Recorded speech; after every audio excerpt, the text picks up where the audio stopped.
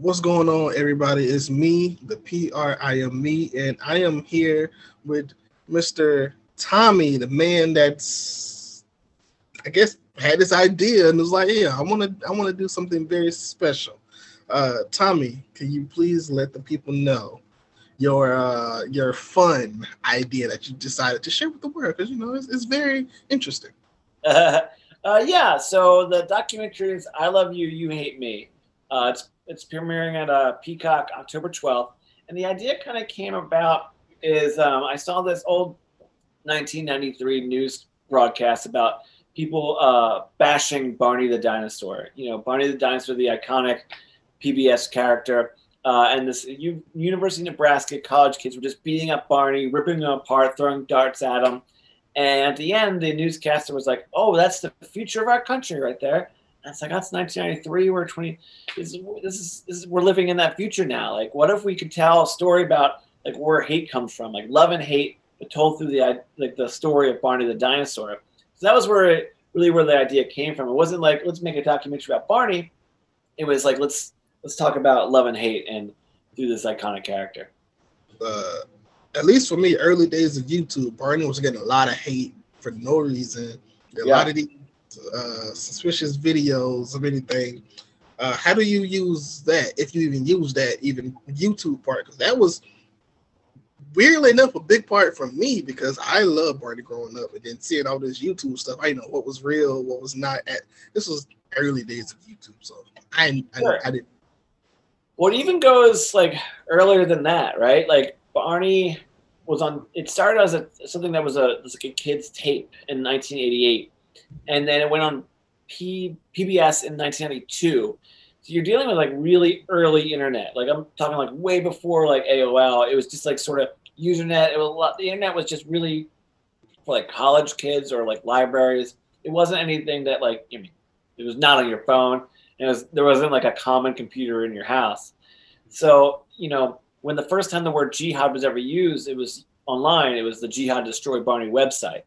So it was really interesting to sort of see like this thing, the internet, and how it's supposed to be there to connect us all, but we all collectively connect over something we hate, like Barney the Dinosaur.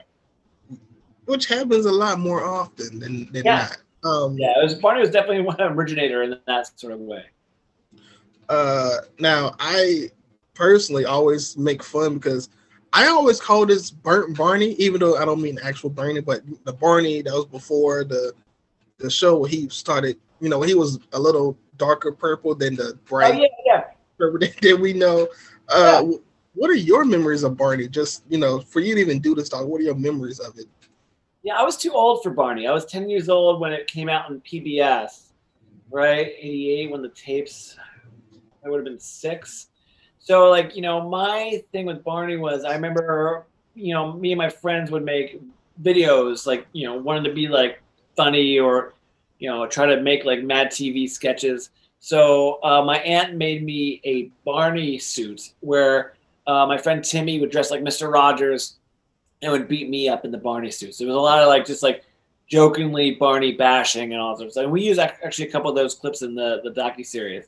So that was interesting. But yeah, I mean, Barney was always I was too old for Barney, but I could appreciate what Barney was. I grew up loving Cookie Monster and like Scrooge McDuck and like those sort of characters. So I have a respect for what that character was for people.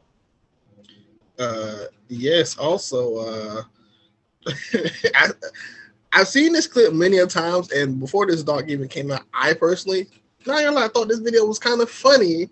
The Barney dies at a parade, quote unquote. That's crazy because like that was like such a like it was the wind. The wind was so crazy. So what you're explaining was Barney at the Macy's Day Parade, and like the big floats that they have, and it was so windy it caught like a light post and just ripped it.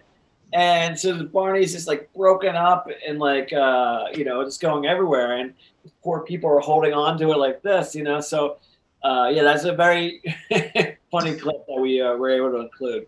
Yeah, it was like you never see that happen to Elmore, and it's just Barney for some reason, just Barney just somehow. Yeah, there's a couple inappropriate pictures of some of those floats. I think there's like a Spider-Man's face in some other character's crotch. You know, like there's always some weird things with those air balloons. For you, who was the most surprising person maybe to get to be a part of this? I've seen Bill Nye, I've seen Steve from Blue's Clues. Who was one of the most surprising people?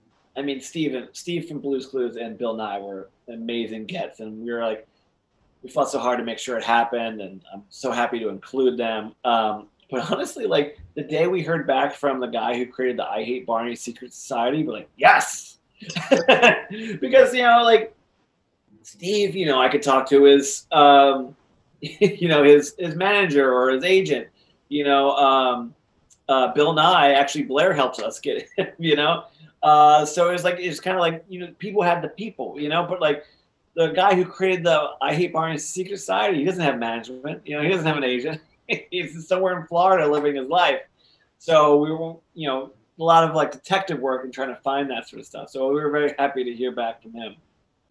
That surprisingly is honestly a surprising answer to me. I thought you were going to say Bill Nye is the science guy. Oh my God! I mean, not discrediting any of them. I mean, like I remember, in like was it 7th grade science class? The teachers like would wheel in the TV, and like, all right, today now you're gonna watch Bill Nye, and we were like, Bill, I was like, you love that, and like, it still was a little too old for Steve from Blue's Clues, but God, dude, I knew who he was, and I've always just thought he was an amazing, cool, smart person. So it was definitely an honor to have both of them in the movie.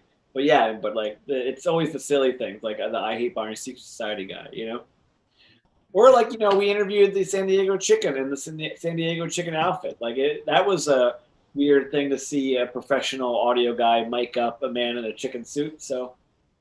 Yes, but I can imagine if you're doing a doc about a person, I'm sure like the Wild West, I'm pretty sure they were going to be in there. So, right. That's why I said the Steves make it harder because, like, nobody would imagine Steve to be in a Barney doc. If it was Blue's Clues, then of course. Right. We wanted like that murderer's row of like kid show characters. At one point, like we did a Skype call with Tinky Winky, from Teletubbies, and we were gonna interview him and all this stuff, and it was gonna work out, but he was just he's in Europe, it just didn't work out, and I'm not sure how young you are, but like if you know who Stick Stigley is, we Stick Stigley, of course, we interviewed Stick Stigley, but as a stick, so like I'm talking like. The stick we interviewed, and he's in that voice talking about like, well, where do you think hate comes from? And he gives this amazing answer. But at the end of the day, because we interviewed him as a stick, it's like we don't own the copyright of that character. Like you can interview real people all the time. Well, we interviewed a character, so that was a little, I guess, going too far. But oh my God, talking to Stick Stigley, and I didn't even know who Stick Stigley was. I had to look it up. I was like, oh, wait, I think I remember that, but to hear him as a stick talk about where hate comes from and an amazing answer, it was like, this is so much fun. I can imagine. I feel like that's how people feel when they interview Bill Farmer because he's goofy, but it's weird when he uses his real voice because you're like, oh, this is goofy, but he's talking like a regular guy. But some people have. He's actually goofy, you're saying? Like he's the character Goofy? Yes. Sorry. He's the character Goofy. But I love Goofy. Goofy's so cool. Goofy is cool. Yeah. Yeah, I'm a Donald Duck guy or like Scrooge McDuck, stuff like that. But you gotta have love for Goofy. Now, I want to ask you about this other project that you're doing. It's The House From. Yes. Because I'm a huge film location person. Really? Huge. Nice. My first film location I ever went to was the John Marshall High, which is like the school for Boy Meets World and other. Yes. Oh my God! So much things were filmed there. Like was it Grease, Freddy Krueger, Kelly Wade? Yeah. I've been there. So I just want to ask you really quick: why didn't you do like film location? Why did you do houses in particular than just like the school you've seen here or the right? Because we want to explore that relationship of ownership. Like we're. For millions of people, it's the house from Full House. Full House, Yeah. But to one person, it's home, And like, so like Wonder Years is a good example. Like people who live in the Wonder Years house, that's their house. They have their own memories. They share their own sort of stories there. But, you know, strangers every day are trying to get in their backyard to play basketball like Kevin Arnold, you know? So like, what's that relationship? You know, like as a fan, you feel ownership of this memory. You feel you're jumping into the movie. You're like, I'm now in Home Alone. You know, I can see the Home Alone house. I think Kevin Arnold's there, but it's not. It's not him at all. Like Kevin Arnold does not Kevin Arnold. Kevin McAllister doesn't live there. You know, so it's to us it was like exploring that relationship over the house and the idea of memories. Like, you know, I could drive by the house I grew up in and think, oh man, I remember doing this, I remember doing that. Man, it gives you this warm feeling. But no one else is driving by going, having any of those same feelings. You know, like I've been inside the Full House and to think like, oh man, Jesse and Michelle and, you know, like, you know, the dog, you know.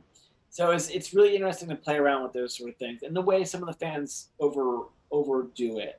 Like, you know, people, the Breaking Bad house, people throw pizza on Walter White's house because it's from Breaking Bad.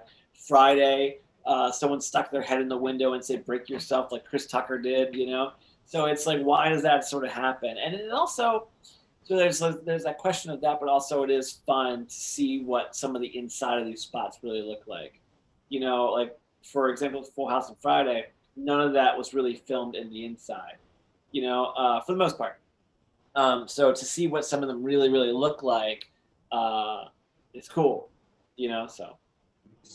With you being a, you know, maybe a film location person, what was, if you have one, your first film location or house that you went to by yourself before even doing this project was like, wow, I remember. Yeah. So, I mean, I live in like the Philadelphia area.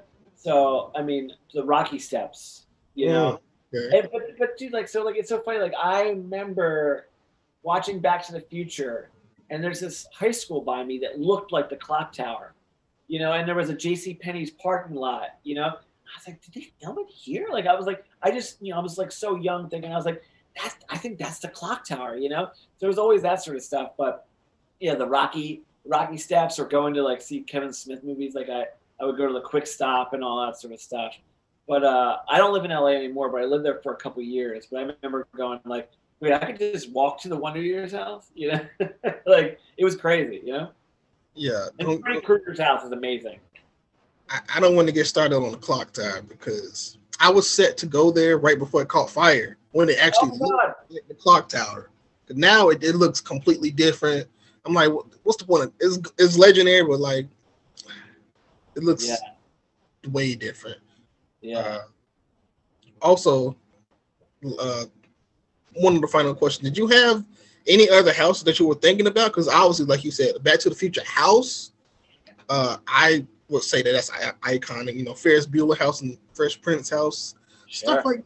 Are any of those maybe on the radar for any other projects? Or we spoke to the people who own the Fresh Prince house, but they, you know, some people just don't want to be involved. Which was really funny is some of the surrounding areas, like the Golden Girls house is like 15 minutes from the Fresh Prince house, and the Fresh Prince house is 2 blocks from O.J. Simpson's real house at the time when the O.J. Simpson stuff was going down.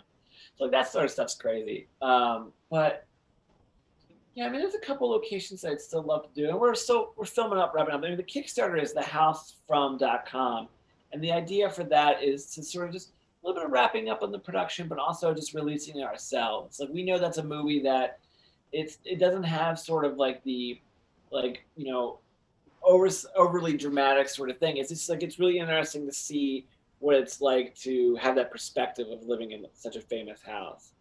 But God, yeah, I mean, there's so many. I've been trying to get the Boy Meets World house to get back to. Oh my gosh, you get that over. It's right? over. Yeah. Right? God, yeah. That, I mean, there's so many houses, you know. I mean, I'm trying to think of like all the ones we've done. Like, we did Full House, the original owners of Golden Girls, the original owners of Home Alone, Uncle Buck, Planes, Trains, and Automobiles, Silence of the Lambs, Friday, Can't Hardly Wait, Sixth Sense, Twilight, Short Circuit, Goonies. What Roseanne. I think there's a couple more. But I mean, like you talk about Back to the Future. There's this one street, and we filmed. Oh, old school. We filmed on this one street in Pasadena called Bushnell, and in it's Biff's house from Back to the Future, right? And then over here is the house he kicked the ball on the roof in Back to the Future 2, and that house is actually Luke Wilson's house from Old School. Oh. Right next to that is Lorraine's house from Back to the Future, which is also the same house from Teen Wolf that Michael J. Fox lived in, right? And then a couple of houses down is George McFly's house, and then all the way down here is Ghost Dad, and across the street is a show called 30-something, if you remember that one. But all on this one street, all on this one block in South Pasadena. So, we went to the Pee Wee Herman house too. Right. Yeah. Wow. Yeah. Only thing I would say, it's more John Hughes. Well, yeah. Well, so we got. Yeah. So we had Uncle Buck, Trains, Planes, and Automobiles, Home Alone. We couldn't get Pretty in Pink. She didn't want to be a part of it. We were going to try to do it with the Alan Ruck house in Chicago. But yeah, I mean, yeah, man. Ooh, that house. Oh, yeah. That one would have been.